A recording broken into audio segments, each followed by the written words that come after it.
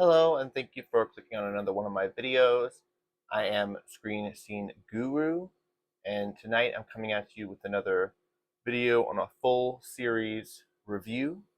This show is on Discovery Plus, and it is called Lost Monster Files. I just got done watching it. It is 6 episodes long. Pretty interesting show for those of you that are interested in the cryptid phenomenon and things of that nature, unexplained animals, kind of like ghosts, mixed in with the UFO and other unexplained creatures like Bigfoot, Loch Ness. Um, and I'm going over a few details of the show to kind of give you guys a reference for it. It looks like it just dropped this last month in October. It looks like the series premiered on October 9th. They didn't do much advertising for it. I'm only seeing it on Discovery Network and their Discovery Plus. It also says it can be watched on Pluto and Max. If you guys have those streaming services, definitely check it out. Again, it's called Lost Monster Files. 6 episodes, so it's a mini series. Not sure if they'll renew it for season 2, but going into some of the episodes, starting with episode 1, we've got Snow Beast of Ruby Creek. One of the fascinating things about this show is they go into an expert's files from like the 1900s, early 1900s, 1920s, 30s. An expert, one of the founders of cryptozoology. They called him, his name was Ivan Sanderson. Um, he was a well renowned scientist. He tried to basically prove these animals existed through the method of scientific research, and he tried to debunk a lot of these creatures, but he ended up writing journals about how he thought they actually existed. So we did some research into him. We couldn't find much about him besides the show. So kind of fascinating about that, but we did find out that he was a real historical figure. Um, but yeah, this show encompasses 3 or 4, given the cast of people, the sound people, and the film crew, but predominantly 3 um, people. We've got, let's see, for cast real quick. Um, well, they don't have a whole lot of details, but they have Charlie Min Wees Min Weesville. He's the field science technology specialist. Okay, and then we have Brittany Barbasil, um, cryptozoologist. So she's an expert. She also has an Instagram page. A lot of people are following her on Instagram. Tracy Wackafil, agent. Um, she was a former FBI agent. So she's like got big tie into government and military black ops programs. Um, got Justin Alagarci, um, co-host Tony Lulpreter. So yeah, we got a couple other kind of side characters, but overall, it's pretty well unknown who these people are, new to Discovery, in their show. But fascinating that they're going into cryptids and all these unexplained monsters. And uh, on to episode 2, we got the Carolina Chupacabra.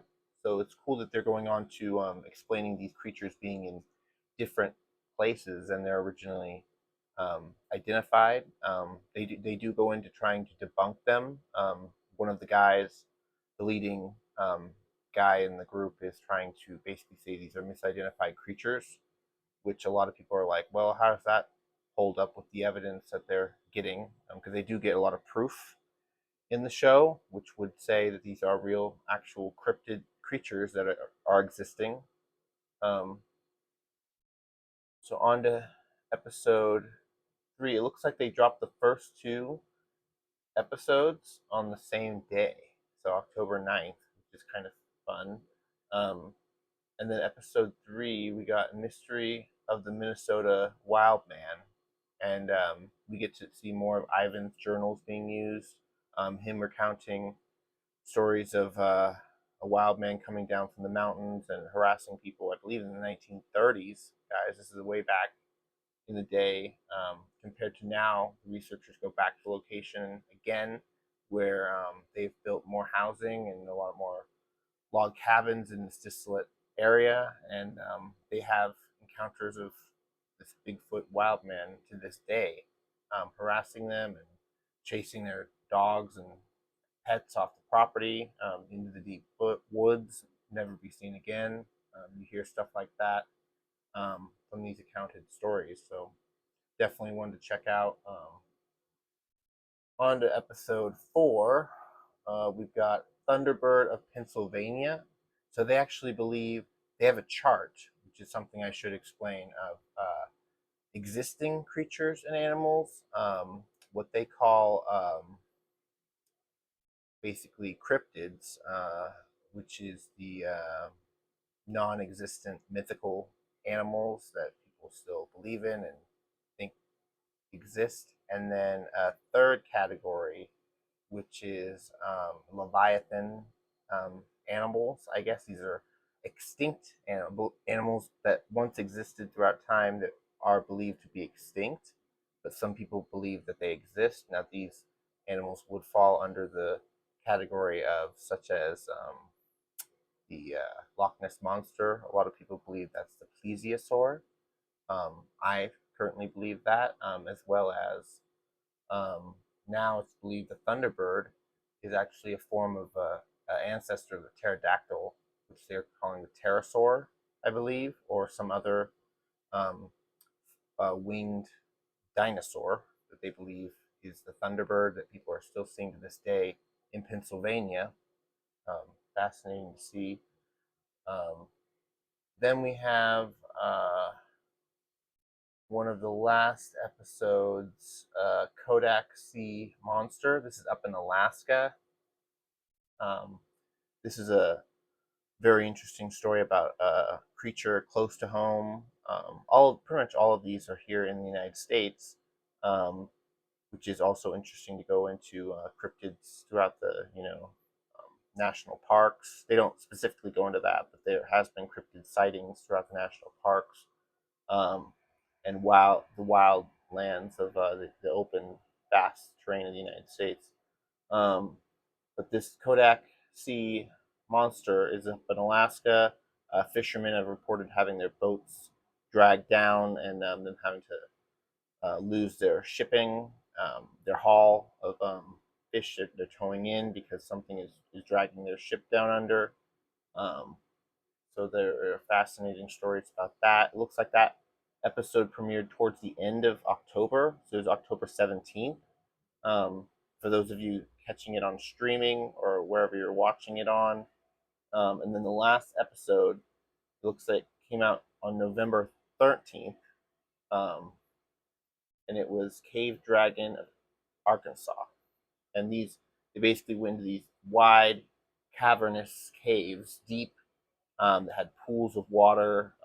They were trying to find evidence of a dragon, a giant kimono lizard, and they ended up finding an alligator, which I actually thought at the time was kind of staged, given that they had one of the people on the show.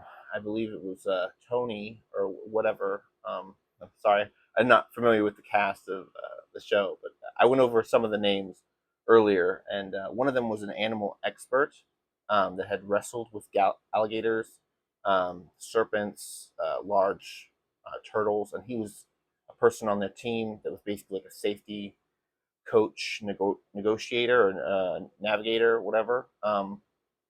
And they had him there right away to handle the situation, which I thought was very fascinating. In a cave that they supposedly had never been at before. They had a film crew and everything, so they handled it very easily. But for the finale, but leaving it open ended for season 2. Um, I like the show very much. Definitely recommend. I say that you guys should check it out too.